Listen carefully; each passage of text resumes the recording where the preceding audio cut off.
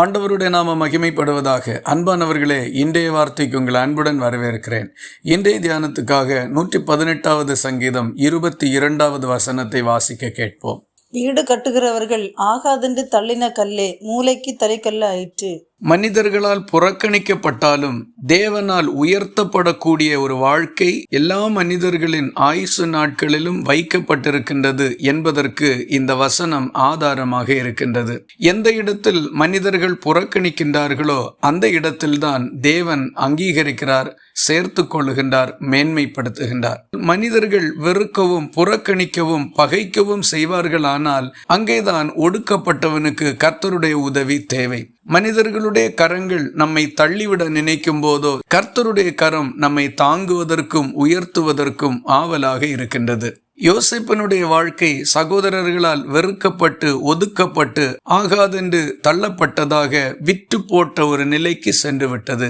ஆதரவற்ற கேட்பாரற்ற அந்த யோசேப்புக்கு கர்த்தருடைய கரம் துணையாக இருந்தது. ஆகாதென்று சகோதரர்களால் புறக்கணிக்கப்பட்ட அதே யோசேப்பு தான் முழு கோத்திரத்தின் மிகப்பெரிய ஆசீர்வாதத்துக்கும் எதிர்காலத்துக்கும் காரணமாக இருந்திருக்கின்றான். தான் பலிவிருந்துக்கு வரப்போகிறதையும் தன்னோடு சேர்ந்து பலிவிருந்தில் பங்கு பெற வேண்டும் என்பதையும் சாமுவேல் தீர்க்கதரிசி ஈசாய்க்கு சொல்லி அனுப்பின போது அவர் தன்னுடைய மூத்த பிள்ளைகள் எல்லாரையும் வரவழைத்திருந்தார். தாவீது மட்டும் ஆடு மேய்ப்பதற்காக போயிருந்தான். முக்கியமான அந்த விருந்தில் தாவீது புறக்கணிக்கப்பட்டிருந்தான்.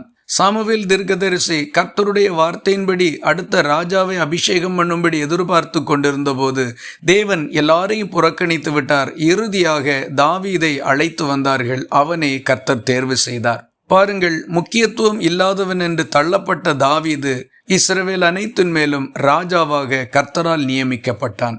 எங்கே நம்முடைய குடும்பத்தினர், நண்பர்கள் அல்லது வேறு எந்த மனிதர்களாயிருந்தாலும் நம்மை ஒரு பொருட்டாக எண்ணாமல் அவமதித்து விலக்கி வைக்கிறார்களோ அங்கெல்லாம் கர்த்தர் வருகிறார், பெரிய காரியங்களை செய்கிறார். உங்களுடைய வாழ்க்கையின் சூழ்நிலை எப்படிப்பட்டது என்பதை சிந்தித்து பாருங்கள். ஆகாதவர்கள் என்று உங்களை யாராகிலும் புறக்கணிப்பீர்களானால் உங்களை உயர்த்துகிற கர்த்தர் அருகில் இருக்கிறார் என்பதை நினைவில் கொள்ளுங்கள். இந்த வார்த்தைகள் இந்த நாள் முழுவதும் உங்களுக்கு ஒரு ஆசீர்வாதமாய் இருப்பதாக. ஜெபிக்கலாமா?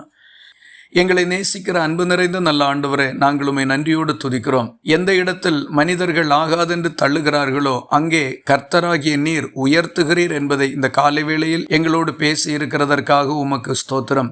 புறக்கணிக்கப்படுகிற எந்த சூழ்நிலையிலையும் நாங்கள் நம்பிக்கையற்று திடனற்று போகாமல் உயர்த்துகிற உம்மை நம்பி உம்முடைய பட்சத்தில் நிற்கக்கூடிய நல்மனதை எங்களுக்கு தாரும். ஜெபத்தை கேட்டதற்காக ஸ்தோத்திரம். இயேசு கிறிஸ்து மூலம் வேண்டிக் கொள்கிறோம் எங்கள் அன்புள்ள நல்ல பிதாவே, ஆமேன். கர்த்தர் தாமே உங்களை ஆசீர்வதிப்பாராக.